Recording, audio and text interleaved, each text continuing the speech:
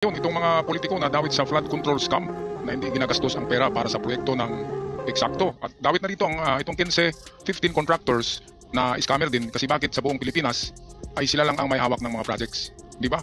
15 na contractors ito, paulit-ulit na sila lang ang nakakuha ng proyekto, ibig sabihin ay merong under the table. Di ba? Kaya ito na, meron ng hotline ng ating Pangulo, isumbong sa Pangulo hotline. Mamaya atin malaman yan.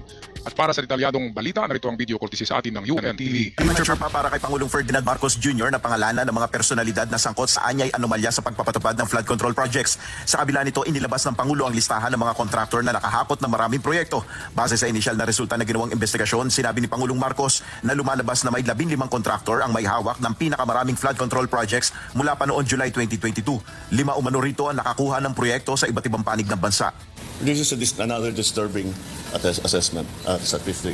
20% of the entire 545 billion budget napunta lang sa 15 na kontraktor. Sa 15 na kontraktor na yan, 5 sa kanila ay may kontrata sa buong Pilipinas. Ayan, so ibig sabihin yung 5 kontraktor na yan na all the way from Luzon, Visayas to Mindanao ang kanilang kontrata. Ibig sabihin yan yung hawak ng isang opisyal ng gobyerno. Yan ang hawak ng isang senador o isang congressman. Kasi bakit hawak niya ang 3 rehiyon ng bansa? Di ba 5 kontraktor yan, ibig sabihin katulad kay Bongo, may construction si Bongo eh.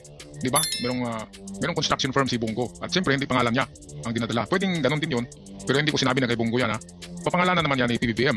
In the future daw, sabi niya ay sorry na lang kung kaibigan ng mabangga niya dahil nga sa mali na paggamit at paggastos ng pera sa flood control projects na ito. Kaya meron talagang masasagasaan na kaibigan dyan, sabi ni PBBM.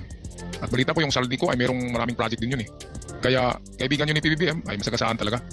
So ito, malalaman na natin dito in the future sino ang mga opisyalis ng gobyerno na dawit dito sa mga contractors na ito. Bakit ang 5 dyan ay palaging sila yung may hawak ng mga kontrata na malalaki? Grabe. So ibig sabihin, bidding kasi yan eh. Bakit doon mapunta palagi sa sa tagaibang rehiyon? Pwede namang local lang, halimbawa dito sa Surigao. Pwedeng taga Surigao lamang na kontraktor ang kukunin. Ang nangyari hindi eh. Dito sa amin, ibang mga kontraktor ang narito eh. Kaya meron talagang dyan, di ba mga kababayan? Merong mga sikretong galawan dyan. Sila lang ang nakakalam yan. Ang justification sa pagpili ng kontratista ay para sasabihin, pagbigyan naman natin yung local. Di ba? Para naman yung mga maliliit na kontraktor, may trabaho naman sila. Mas mabilis kasi kung local. Kausap mo yung tao eh. Sa datos na ibinigay ng Pangulo mula July 2022 hanggang May 2025, mayroong 9,855 na proyekto na nagkakahalaga ng mahigit 545 billion pesos.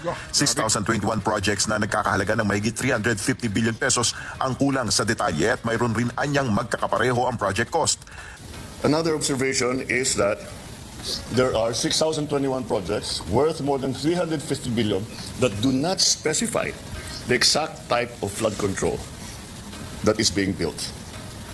Then, many projects also in different locations have exactly the same contract cost.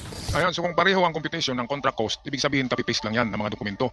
Kasi nagmamadali kasi titingnan ng PBBM ang record eh. Kaya nagmamadali, kinaka-copy-paste lang yung trabaho ng iba eh. Paano magkatugma, paano magkapareho ang project cost? Kaya halimbawa ang proyekto mo ay tulay na 200 meter span at yung sa isa naman ay tulay na 300 meter span. So hindi magkapareho ang kwintada niyan. Kaya copy-paste yan kapag ganyan. Ibig sabihin kinopya lang, ibig sabihin yung nangopya ghost project na yun. Walang ginawa, walang computation. Okay, so ito na, malilintikan na talaga dito. Grabe, 545 billion plus merong pang 300 plus billion, 800, siguro 900 billion lahat ang budget natin.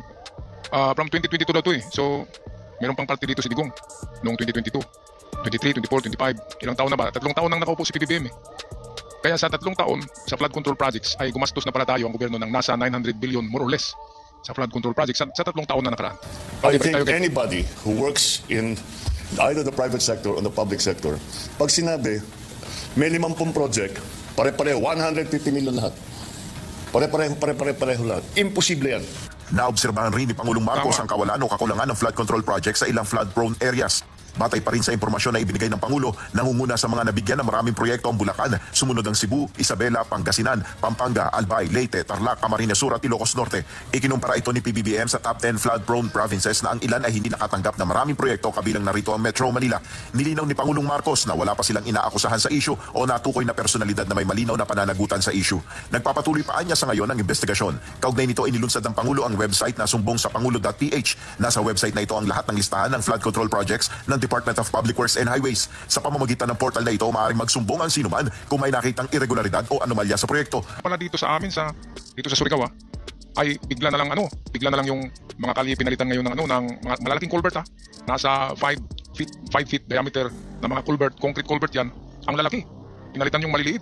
Kasi sa flood control pala yan. Kasi i-inspeksyonin na titingnan na kung ginawa talaga Kaya ngayon dito sa daan, sa mga national road, sa mga daanan ay ito na. Nagkumahog.